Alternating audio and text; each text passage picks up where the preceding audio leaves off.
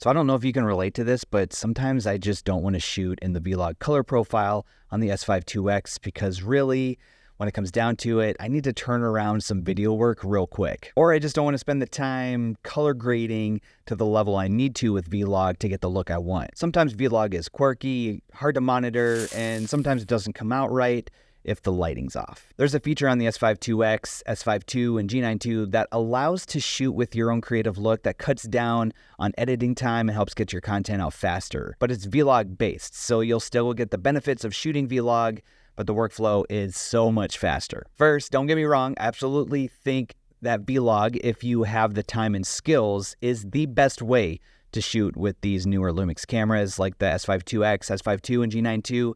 I personally really like Vlog and use it regularly, so spend the time to learn how to use it and shoot Vlog, and you'll be a better filmmaker because of it. But I'm going to show you the setting that I've started using for my own YouTube content and client social media content. It saves so much time on editing. So in this video, I'm going to explain the real-time LUT feature on your S5iix, S5ii, or the G9ii.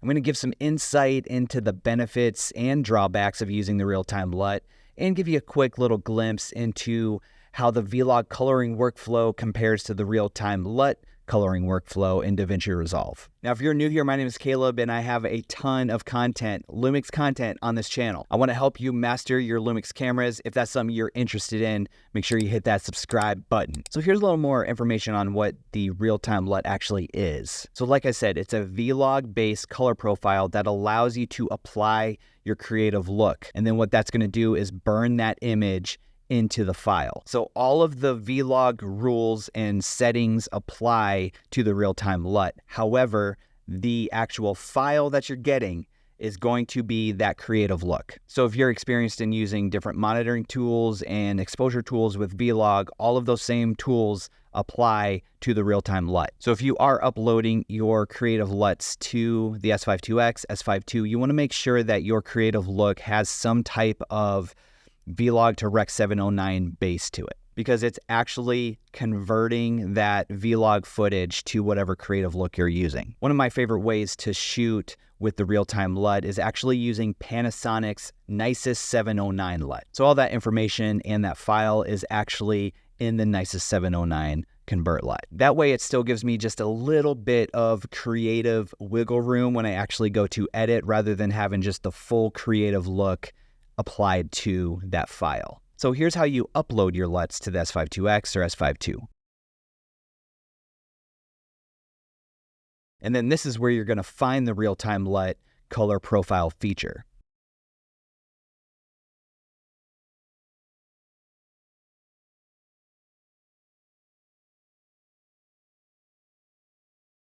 And then you just shoot with that real-time LUT applied. Here's a few benefits of using the real-time LUT over shooting just straight Vlog. First of all, you're gonna get the look and the color and everything that you want already in that file straight from camera. So all of the monitoring that you're gonna be doing with the G9ii or the S5iix, that LUT is gonna be applied. And then obviously you can just make some quick tweaks to that image while you edit. And the second benefit comes to that editing. It's just going to save so much time, especially if you're able to apply your creative look, get all of the lighting exposure dialed in camera. Really all you need to do is put the footage in there, export, and then you're good to go. So filming any type of video with the real-time LUT applied is going to save a ton of time in editing. So for me and the content I make for YouTube, I love shooting with the real-time LUT.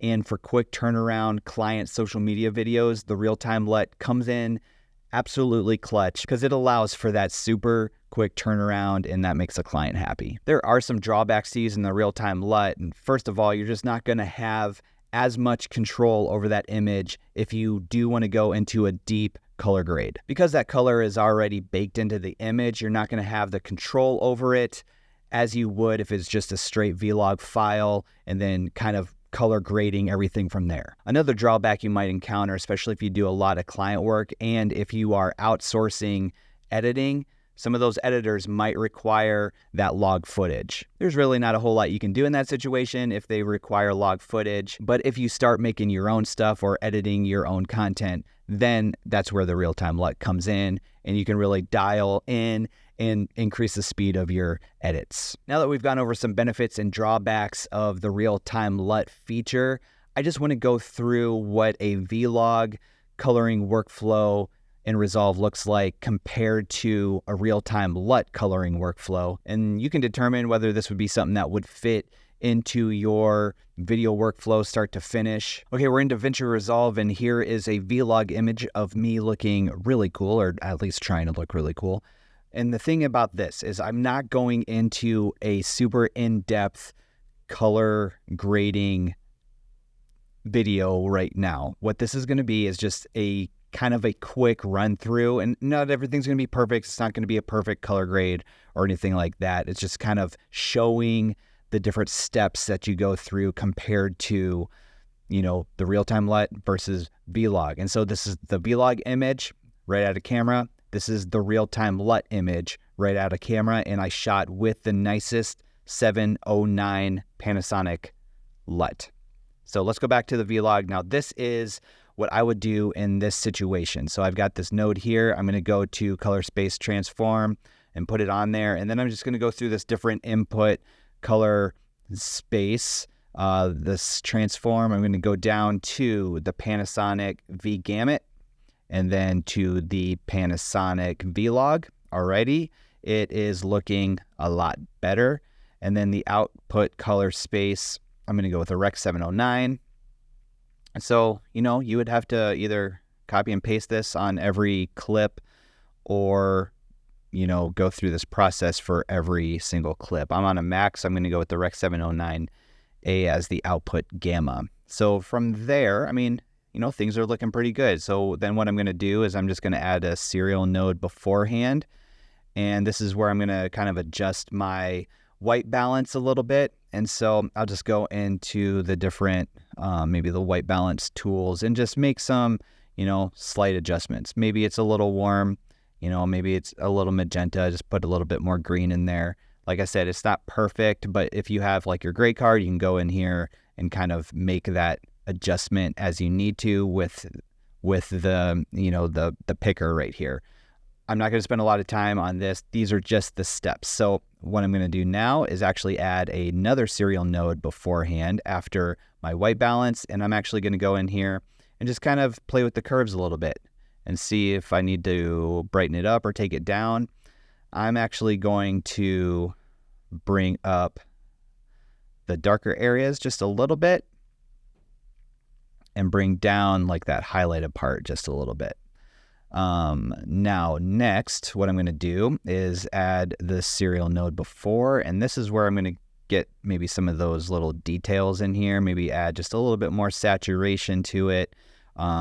Here, I'm going to actually take those highlights down just a little bit more.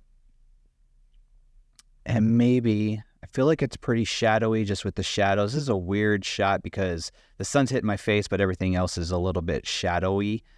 And so maybe I can just brighten the whole thing up just a little bit and bring the highlights down a little bit more.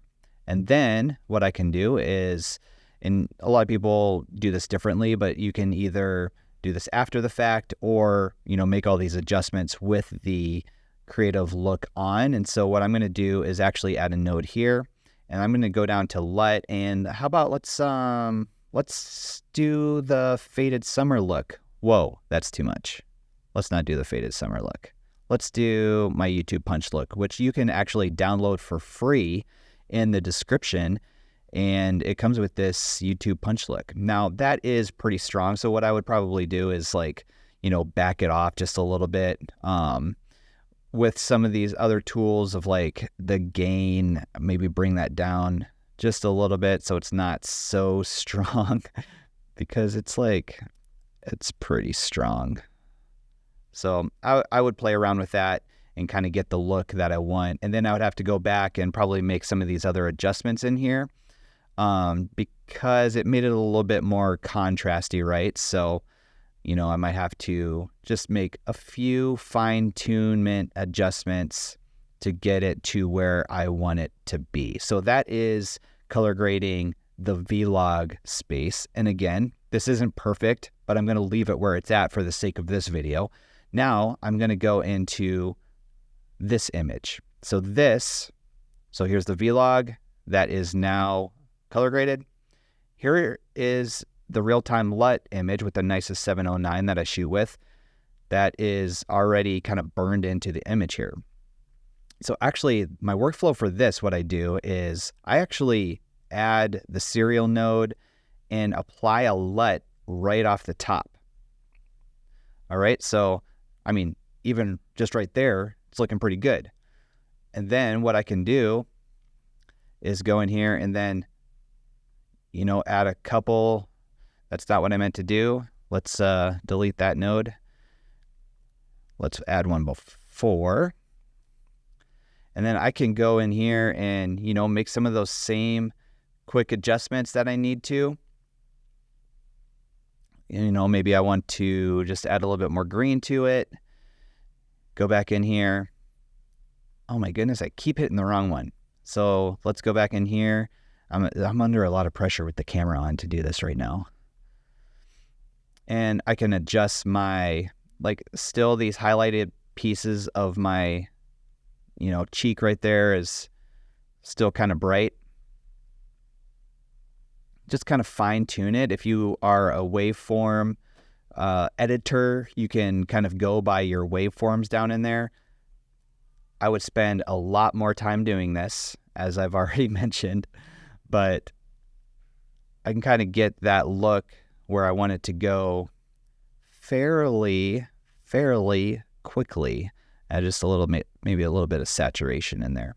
And so there is the two different shots of where, I would probably put those images on a quick edit. And like I said, what I like about the real-time LUT is, it's just a quick edit, quick turnaround type process. So let me know down in the comments, is the real-time LUT something you're using, something you're already using in your workflow, or do you prefer having that vlog file where you can really play with that image? I think it might kind of depend on the different types of filmmaking that we're doing, but let me know down in the comments if you're using the real-time LUT or if you prefer vlog. I'd love to get a conversation started down there. Now you might be wondering a little bit more about the S5iix and how to set it up for video. Well, I've got this video popping up right here. I go through all of my settings. Just go to that video, copy them all, get your S5iix ready to go out and shoot some video. Then play around with the real-time LUT and the vlog footage and let me know what you think.